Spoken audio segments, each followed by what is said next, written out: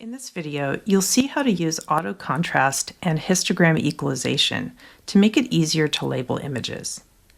The images you're seeing here were captured with an infrared camera.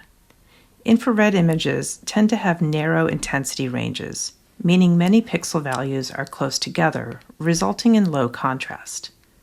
LandingLens offers image brightness and contrast controls in the UI. Also, auto contrast and histogram equalization are two methods aimed at maximizing the visibility and difference in pixel intensity. Here you're seeing auto contrast applied to a variety of infrared images. The auto contrast stretches the range of pixel values to cover the full available spectrum from black to white.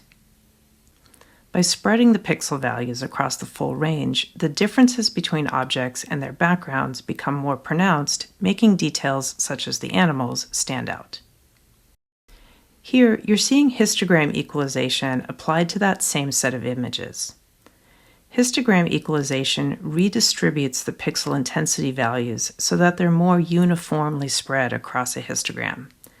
This technique enhances the contrast by increasing the dynamic range of the pixel intensities in areas where they are bunched up, effectively emphasizing small details.